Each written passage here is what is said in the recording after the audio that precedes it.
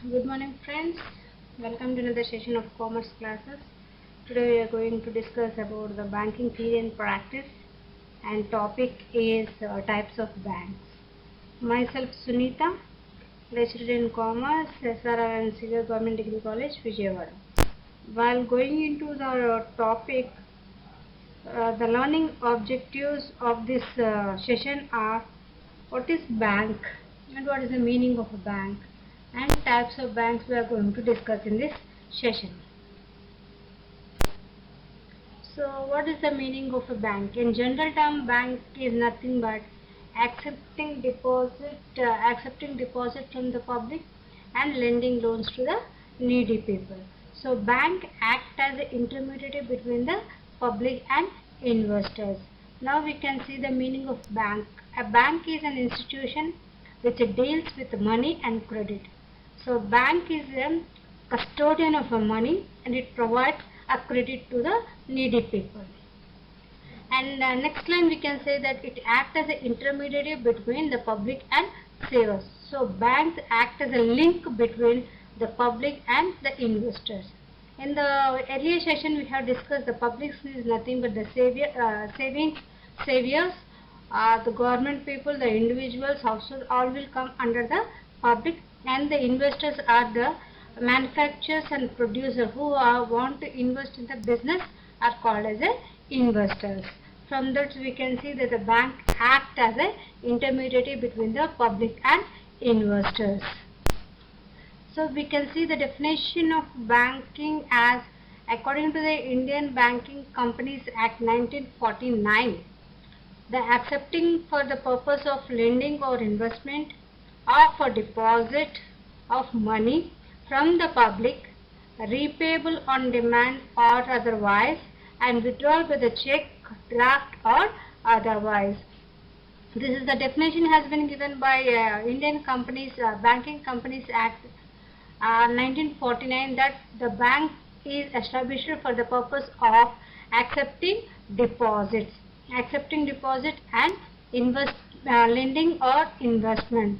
Once the amount is deposited in the bank, it can be withdrawn by the check, or it can be drafted by the other person. And when the amount has been deposited in the bank, it can be repayable on demand due to the on the assets of investors.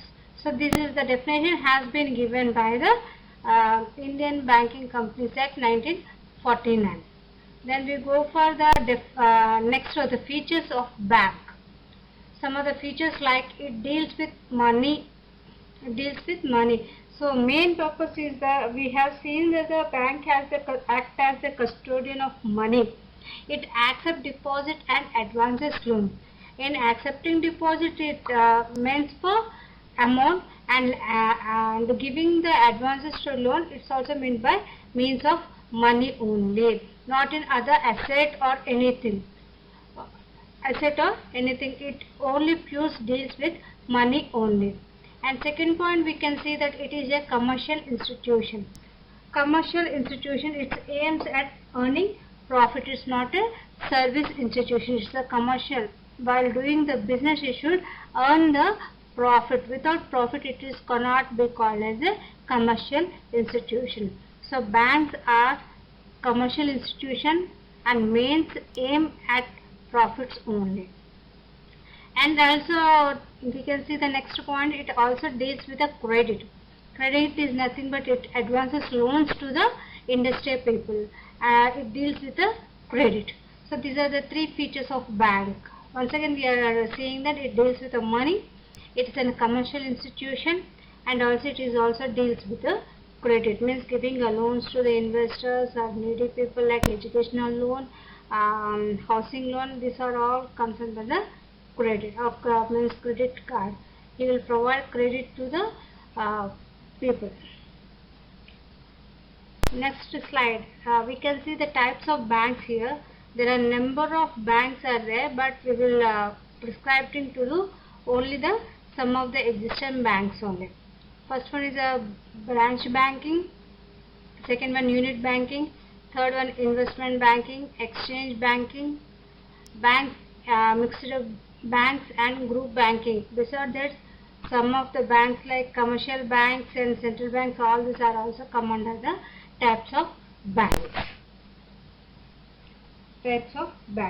So we can see one after one in described. First we will see the commercial banks and central banks. So the purpose of bank is to accept deposit from the public and lending loans. Beside that, what are the functions has been done beside this functions which will be seen now. So commercial banks, these are the most important financial institutions which accept deposit which are repayable on demand or at short notice.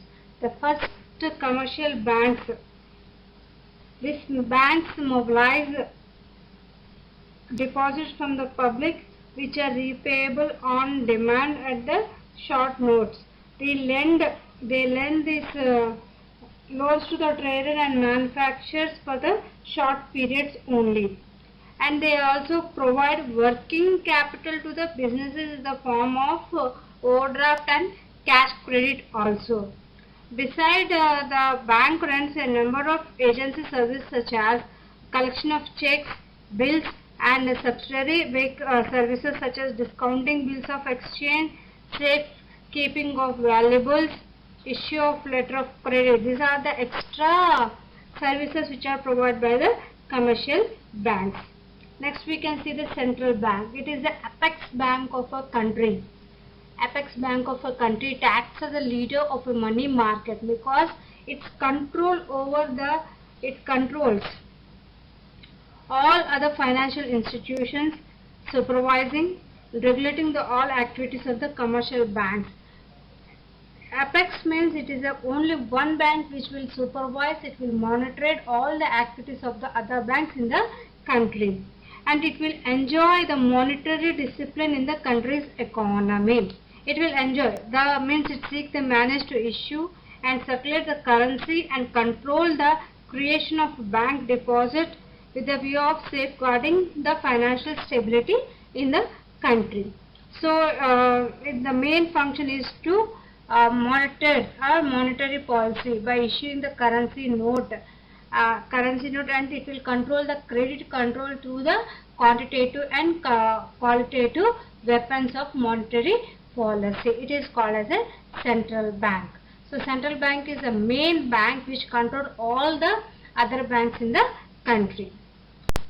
So next we can see the branch banking and unit banking. Branch banking is nothing but all it is a network of branches. It was a network of branches where a main head office will mean single bank will be there. He will control all the activities of the branches throughout the country. We can see the definition like banking business is carried on by a single bank with a network of branches throughout the length and breadth of the country. So head office will be situated in the other place, and from that the branches will be spread over the country. So the single bank will control or will supervise all the activities of the branches of this similar bank. That is called as a branch banking. And we go for the unit banking. The banking business operate or carried out through a single office and confined to a particular area. Unit bank is a single bank. It does not have any branches. Besides that, it will be confined to only particular area. In that particular, it will carry out all this operation. Beyond that area, it will not go after that particular area. That is called as a unit. Unit means one. Only a single bank will consider all the operations within the confined area. That is called as a unit banking. Next we can see the investment banking and exchange banks. So investment is nothing but capital. Providing capital to run his business is called as a investment. In this meaning we can see that long-term funds are required for the modernization expenses of business. This business provide long-term finance are called as investment banking. When we want to enter into the industry, the finance has been divided into two types, that is a short-term finance and long-term finance. Short-term finance will go for the small businesses like a sole trader or a single business, that persons will need a short term. But when we want to go for the long, means large businesses, then the finance is required in the long term. So this investment banking will provide the long term finance to the industry people. That banks are called as the investment banks. And second one is the exchange bank. These banks specialize in financing the foreign trade. Foreign trade is nothing but exporting or importing from the other countries. This all are called as a foreign trade. Means in this one, when we are exporting something or importing something from the other country, that currency will be converted into our currency. All this activity will be done in exchange bank only. So that's why we are calling as a exchange bank. These banks specialize in financing the foreign trade. Nowadays, the commercial banks themselves undertake the foreign exchange business also. So, bank's main purpose is accepting deposit and lending loans. Besides that, it is doing other activities like foreign exchange or foreign exchange businesses like underwriting. All this are also included in these banks also. Next one is a mixed banking and group banking. Where mixed banking is nothing but it is a combination of deposits banking and investment banking. Deposit banking is nothing but it will accept deposit from the public only. It will accept deposit. It will encourage people to save in their banks. It is called as a deposit banking. And investment banking, it will lend loans to the long term and short term loans to the needy people. Combining these two banks is known as a mixed banking. In India, now we are in mixed banking system. Okay. And next one we will go for the group banking. It is also a system where a group of banks will brought under the control of holding companies. Means one head company will be there. He will control all other banks doing their activities. All supervision will be done under one holding company. Here we can see the holding company with the control the affair of all the units in the group. So when a group is formed, a group of banks are under one control, it will take all the control, all the affairs of all the units in the group, in that group. So these are the some of the types of banks in a banking system. Next one is a narrow banking and universal banking. Narrow banking is nothing but it's limited to the particular region, or it will particular some of a region only. Means it is referred to the limited banking activities. The bank do only mobilizing of deposit, lending or investment in a particular region. It will accept deposit from the public and lending loans to the industry people within the particular region only. It will not go beyond that. It will not issue the working capital or venture capital, nothing extra services not provided by this narrow banking. That is known as a narrow. Means it will a short and particular to a confined to a particular region. That is called as a narrow banking. And last one is a universal banking. It is a banks engaged in diverse kinds of banks activities. It provides working capital, venture capital and underwriting, etc. Universal banking is bank which is engaged in accepting deposit and lending loans.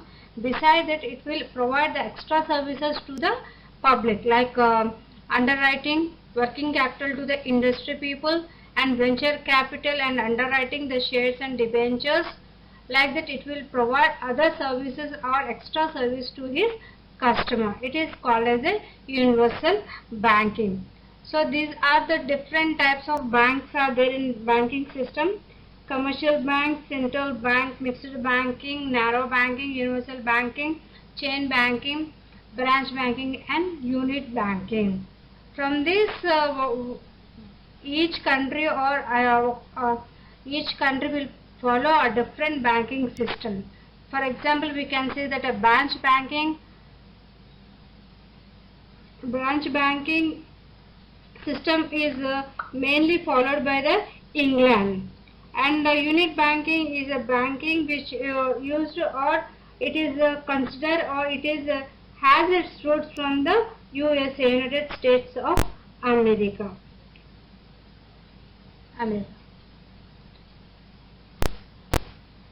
Thank you.